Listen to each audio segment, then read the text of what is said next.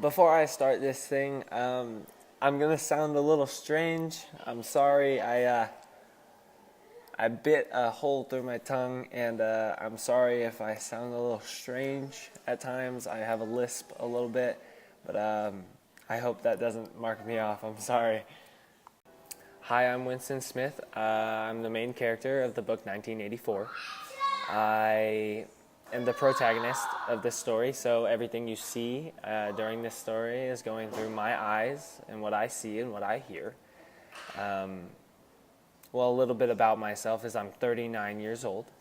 I'm a little weak. I'm a little frail. I'm very thin. Um, I have a little bit of a problem with my government. I think they show possibilities of totalitarianism. And even though that's a big word, I think that they try to control everything. They want complete and utter control over everything as a government. And, well, I don't like that. So through this story, I will show you the events that occur during this, because I don't want to give it up yet. But besides that, I harbor many dreams, just like any other human should. And, well, I do some things throughout this story that maybe you will or will not agree with me, but I hope you enjoy. Hi, I'm Winston Smith, and this is Chapter 1. It was a cold day on April in 1984. I just got home, getting home to my apartment complex, Victory Mansions, and the elevator's always out, so I had to take the stairs, and I trudged my way up the stairs because I have an ulcer right above my right ankle, and it hurts. And right when I got there, I saw a sign that says, "Big Brother is watching you," which is a great sign that everybody likes to see right when we get home, which my government put there. But also a thing about my government is we changed the name of England, and we made it to the larger state of Oceania. Yeah, crazy, right? And also a thing about my government, they put a telescreen, which is something that they use to monitor every single step through the day. And yeah, they put that in everyone's room so they can monitor us. It's kind of crazy. So I bought a diary the other day from a kind of poor area, and well, it is a poor area. And I bought a diary there, and I hide it in my drawer away from the telescreen, so they can't see that. And I kind of write in it all the time. If I get caught with that, the thought police will definitely come and get me for that. So you can't say anything, and that's right over there. The telescreen's right over there, and over here is right out my window is the Ministry of Love, the Ministry of Peace, and it states that war is peace, freedom is slavery, ignorance is strength. That's the motto. And, well, yeah, I'm not a big fan of my government. I'm also not a fan of a person called O'Brien. He's a inner party member. He's a man who is sure my enemy, and yeah, I'm not a big fan of him either. But yeah, I'll tell you the rest in Chapter 2. Hi, this is Chapter 1, Question and Answering. I'm Winston Smith. Before I move on to Chapter 2, I'm doing the questions. My first question is, why change the name of England? Like, why? To connect with real life. Government is always watching you. That's what I think. And, well, I mean, we can connect with that in real life. I predict that I'm going to get caught with the television, Winston is. Not television, but telescreen.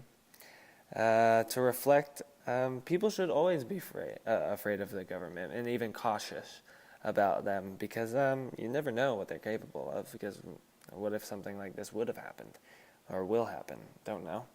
To evaluate what I think the author is saying, don't always take someone's word for something. I mean, if someone says they're watching you, prove it. I mean, it can't hurt to check, right? And that's Chapter 1, Question and Answering, and time for Chapter 2. Hi, I'm Winston Smith, and this is Chapter 2. I was about to open my door, and I was a bit frightened because I thought the thought police was going to find me writing my diary. And I opened the door, and it's Miss Parsons. She's a neighbor in my apartment complex. And, yeah, Miss Parsons has a couple children, and they're a little, not rambunctious, but quick to judge, considering they're a part of the junior spies, and the junior spies look out for adults that possibly may be disloyal to the party. And I'm not a big fan of the kids, and they definitely accused me of a lot of things. The reason why Miss Parsons came over is because she needed help with her plumbing while her husband was out, and I'll help. And I had a dream the other night, and I heard a man's voice. I think it was O'Brien's voice, but it said, "Meet me in a place where there is no darkness," and it just makes me think of my thought crimes so much. I just hope he doesn't find out. Hi, this is Winston Smith. This is Chapter 2, Question and Answering. My question was, why do they have the kids do their job? Why not do it themselves? If it's working so great and if they're so powerful, why have the kids do their job and try to find even more flaws? Why? If they already have complete control, why have the kids do it? To connect, I do understand why they would do that a little bit, just because kids should learn something early. I don't believe that that's what they should be learning, but the kids have to learn early if that's what their message is. I guess if they learn early, then they will oblige to their orders and rules in the future. To predict, O'Brien's going to figure out Winston's or mine diary and thoughts, guaranteed. Clarity. My question was, they want complete control. So if they take control of the kids early, they take control of the kids in the future. To reflect, it's a sad day when kids have to do a man's dirty work or government's dirty work. It's a sad day. That's what I have to say about if that happens today, if that happens then. It's a sad day. To evaluate, I think the author's trying to say it's a hard world for them, and not everything's going to come easy. So that's Chapter 2, Questions and Answering. Hi, my name is Winston Smith, and I'm here to talk to you about Chapter 3. So I woke up, and I had some pretty weird dreams, I had a dream that my mom was on a sinking ship, and I kind of feel responsible for it for some reason. I don't understand. But my mom's been gone for about 20 years, and I don't know. I had that weird dream, and then I had another weird dream that that I was at a place called the Golden Country. It was where the dark-haired girl takes off her clothes and runs towards me, like in an act of freedom type of way. And I don't know. I woke up with the word Shakespeare on my lips. I didn't know where it came from. And then a high-pitched noise came from the telescreen saying to wake up. And that was time to do, like, physical jerks. It's a weird, grotesque exercise. I started thinking about my childhood, but I don't really remember it. I don't really have anything to remember it. I don't have any documents. I don't have any photographs. I don't have anything. And then I started to wonder, like, why the relationships between each country is different. Like, we all know Oceania's always has the alliance with East Asia against Eurasia. And I don't know. And then I heard this weird beeping noise, and it came from the telescreen, and it said my name and said I wasn't jerking and doing the exercise properly.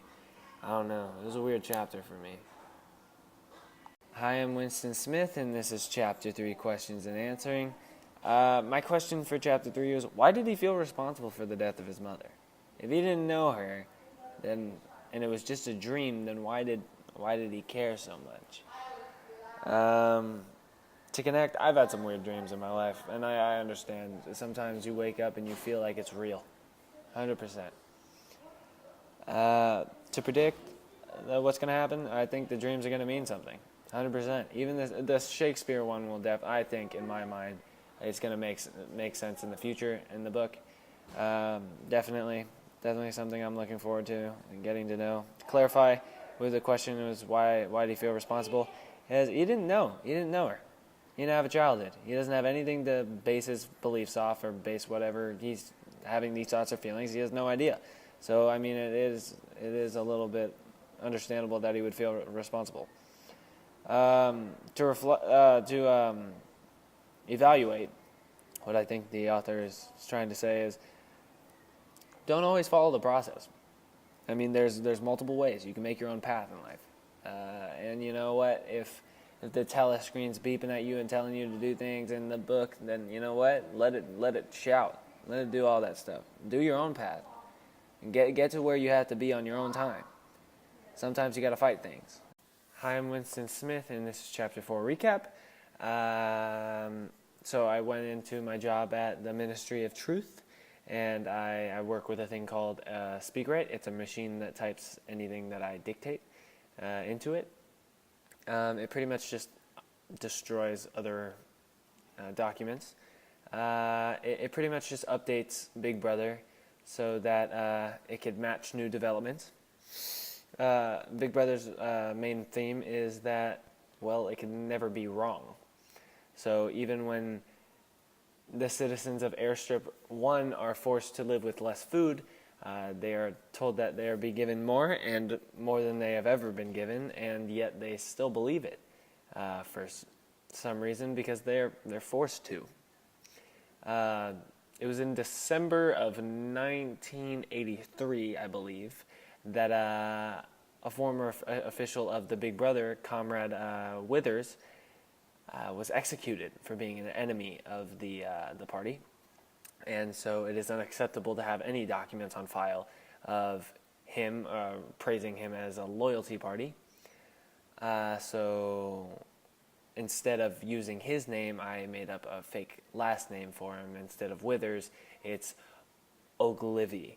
And I used that as a pen name or just a fake person so I can talk about Mr. Withers instead. It's a product of mine, of my imagination. So yeah, that's Chapter 4. This is Winston Smith here, and this is Chapter 4, Questions and Answering. My question is, why did he have to make up a fake name for him? Just put it out there. They're the ones that executed him. He shouldn't be able. He shouldn't just hide from them. My connect is he's afraid, and everyone's afraid in life. So I mean, I do and I don't understand, because I'm not one to be afraid of a lot of things, and that wouldn't be one of the things that I'm afraid of using someone else's name, especially if he's deceased. To predict, the Ministry of Truth is a lie, and I believe that that's going to be Winston's main point of this whole Ministry of Truth and Love stuff. I think he's going to try to disprove that. Clarity of my last question was, why did he hide it? He's hiding it because he's scared. He's scared of what he thinks will happen if he does say his name. The reflection. I believe Winston's taking the smart road in his eyes and in his situation, because I know I would do everything a little different if I were in his situation. Evaluate. I mean, I think the author's trying to say that, there's not only one path that you should take. There's always multiple paths, and whatever path you want to take,